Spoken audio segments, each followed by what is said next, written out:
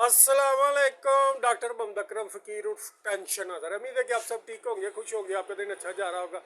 तो आज क्या कहते हैं, ईरान के सुप्रीम लीडर शहीद हो गए आयतुल्ला खामेनी साहब। अल्लाह पाक उनके गुनाह माफ़ फरमाए, उनकी जन्नत फिरदौस को जगह ता फरमाए। और सेम इन्होंने वही पैटर्न अपनाया जो उन्होंने क्या कहते हैं लबनान में क्या कहते हैं अपनाया था उनको शहीद करने के लिए, जो उनके लीडर थे उधर हिजबुल्लाह के। तो बहरहाल काफ़ी बातें चल रही इस बारे में सोशल मीडिया पर कि वो किस तरह शहीद हुए, इंटेलिजेंस क्या हुई, सैटेलाइट थी, कम्युनिकेशन की। तो मैं सोच रहा था कि यार मेरा भी राय होनी चाहिए, हर बंदा अपनी राय था। मेरे तजिए के मुताबिक ये जो इनकी टीम थी, इनकी ना क्या कहते हैं मुज़ाकराती टीम, इनके पास मुख्तलिफ लीडरान के, आर्मी चीफ वगैरह के क्योंकि नंबर थे, क्योंकि मुज़ाकरात करते थे। तो इनका जो रबता था उनके साथ लबनानी ओमानी के साथ भी था, ओमानी वज़ीर ख़ारजा के साथ भी। तो मेरा ख्याल है इसराइल ये करता है कि इन्होंने ओमानी वज़ीर ख़ारजा का मोबाइल हैक किया, उधर से इनके नंबर लिए, उनके नंबर लिए, उनके मोबाइल हैक किए, फिर इस तरह की चेन उन्होंने बना ली। नहीं समझ बात आप, सिंपल सी बात है ना। ओमानी वज़ीर ख़ारजा के पास आया उनका नंबर, क्या कहते हैं ईरानी मुज़ाकरातकारों का, ईरानी मुज़ाकरातकारों के मोबाइल के नंबर के साथ जो लिंक थे, ये बहुत आसान होता है। यानी किस किस के नंबर से कॉल यहीं पर उस नंबर को देखना वो कहाँ पे चल रहा है। अब आ जाते हैं इसी तरह इन्होंने एक नेटवर्क बनाया हुआ। मैं भी सोचता था पता नहीं क्या इंटेलिजेंस करते हैं। तो आज जब मैंने तजिया किया, मेरे ख्याल से यही मसला है, क्योंकि जब आपने ओमानी वज़ीर ख़ारजा से बातचीत की तो नंबर तो आ ही जाता है, ये तो बड़ी रॉकेट साइंस नहीं है। अब जिसका नंबर आया वो ईरानी वज़ीर ख़ारजा का, उसके पास भी किसी न किसी का मोबाइल नंबर होगा। अब आगे इस तरह वो चेन चल जाती है, उनको इंटेलिजेंस मिल जाती है, वो देखते हैं ये मोबाइल या लोकेशन आखिरी किस एरिया में आई है। जब वो उन्होंने देखा कि उनको कन्फर्म हो गया अभी ये तो सारे नंबर उन्होंने इंटेलिजेंस के लिए ट्रैक कर लिए या तस्दीक कराई या सुन ली है, जिस तरह भी मुमकिन होगा, उन्होंने कहा कि ये तो नए बंदों के नंबर है। और मैं भी सोच रहा यार किस तरह इस सिग्नल हैक कर लेते हैं। तो बहरहाल मेरे तजिए के मुताबिक खामनाई साहब की जो शहादत अल्लाह पाक उनके गुनाह माफ़ फरमाए, उसने जो कहा था उसने भी कर दिखाया। उसने कहा चाहे मैं शहीद हो जाऊँ मैं झुकूंगा नहीं। बहरहाल उसने भी ये किया। तो सलूट करता हूँ मैं आयतुल्ला खामनाई को। उसकी वजह ये है कि ये वो लोग हैं जिनको पता होता है इमाम हुसैन की तरह, लेकिन उन्होंने कहा हमने बैत नहीं करनी जी, ये वो लोग हैं। तो बहरहाल उन्होंने ईरानियों ने पहली सेटिंग की हुई थी 5-7 जगह पर। उनको तो क्या कहते हैं शहादत का दुख तो होता है, लेकिन बहरहाल उन्होंने सेटिंग की थी। उनको मेजर गवर्नमेंट कोई सिस्टम में प्रॉब्लम नहीं आएगी। इसराइल अमेरिका जो चाह रहे थे वो नहीं हुआ, लेकिन मेरी सोच से भी ज़्यादा ईरान ने जवाब दिया। आप सोचे वो कैसे, वो 7 मुल्कों पे हमले करना एक मुल्क का जिस पर पाबंदियाँ हुई, बड़ी बात है।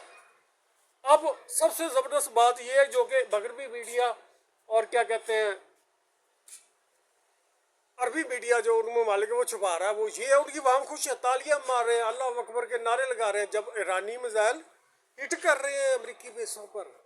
ये सबसे बड़ी बात जो मैंने नोट की, सेम वो पाकिस्तान वाला हाल जिस तरह हम पाकिस्तानी नफरत करते हैं उन सियासतदानों से, फौजी अफसरान से जो अमरीका के एजेंट हैं, और उन्हीं की वजह से आज पाकिस्तान का ये हाल है। इसी तरह मेरा ख्याल है अरब ममालिक में अरबों को कुछ नहीं मिल रहा, वो मुख्तलिफ तरीक़ों से अमेरिका ही लूटी जा रहा है। इसलिए या अमरीकियों या अरबों को अमरीकी हकीर समझते हैं, इसलिए वो जब अमरीका अब देखें, दुबई में देख लें, उसके बाद कतर में देख लें, बहरीन में देख लें, जहाँ तबाही हो रही थी ना, तो क्या कहते हैं वो सब खुश थे। यानी जो भी क्या कहते हैं उसको वीडियो बनाए थे खुश अल्लाह अकबर के नारे लगा रहे थे, जिससे ये बात सच साबित हो रही है कि अब अरब मालिक ने कि जो बादशाह थे उन्होंने रविश ना बदली, यानी अमेरिका को अड्डे ना चुकवाए, तो उनकी गवर्नमेंटें ख़त्म हो जाएंगी। आप सोचो वो ये क्या बात कर रही। देखें एक मुल्क में हमला हो रहा है तो उसका शहरी अल्लाह अकबर रानी मिसाइल लेकर तो वो दाद लगा रहे बच जाई तो इसका मतलब ये है कि वो अरबी में कह रहे थे। तो इसका मतलब ये हुआ कि वो सब खुश है, ज़्यादातर यानी तकरीबन 90% अवाम खुश है।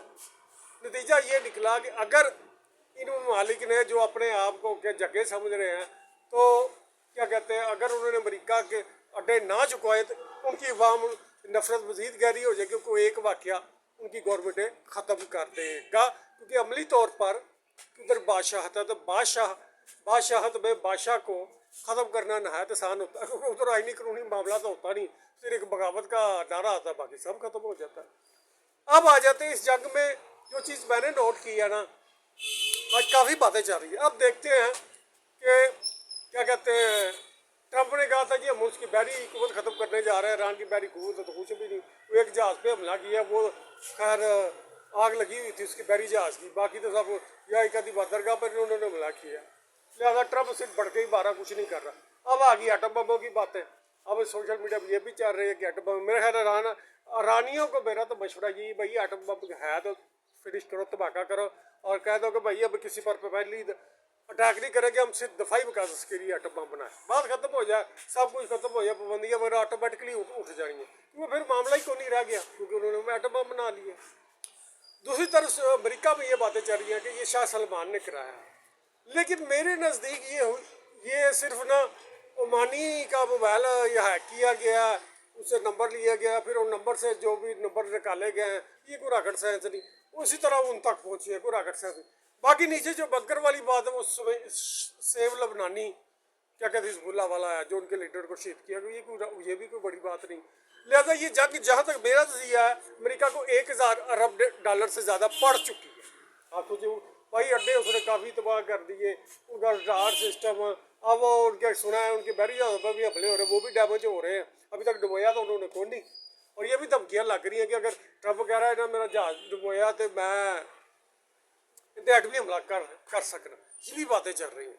बहरहाल मैं तो रानी को यही मशवरा देता हूँ, भाई अगर एटम बम धमाका करके ऐलान कर दो, ताकि ये भी हवा ख़त्म हो जाए, फिर ईरान पर एटमी हमला करना ट्रंप के लिए ऐसा होगा जैसे खुदकुशी करना, फिर वो नहीं कर सकेगा, और उसने इसराइल को कहना भाई तुम जानते हो जाना, मैं नहीं कुछ कर सकता।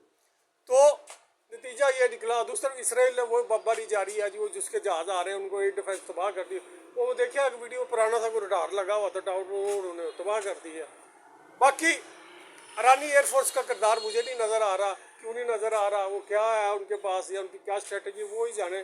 बहरहाल मेरे हिसाब से किरदार होना चाहिए था, ताकि ये भी लेवल ईरानी एयरफोर्स से हट जाता कि भाई वो कुछ नहीं करते जब जहाज़ों पर हमला करते हैं। और ये भी कहना गलत है कि ईरान ने अपना दफा नहीं किया। ईरान के मिसाइल डिफेंस सिस्टम ने उनका पहले हमले को काफ़ी हद तक नकारा किया है। यही वजह है कि अभी तक ईरानी लड़ रहे हैं, क्योंकि अब ये कहना कि उनके सारे बेस ज़मीन ये भी गलत है, क्योंकि राकेट तो वो बाहर आके फायर कर रहे हैं, और ईरानियों ने जाली राकेट मिसाइल भी काफ़ी खड़े किए हुए थे ताकि वो आगे बम मार के चले जाए, ये भी ठीक है।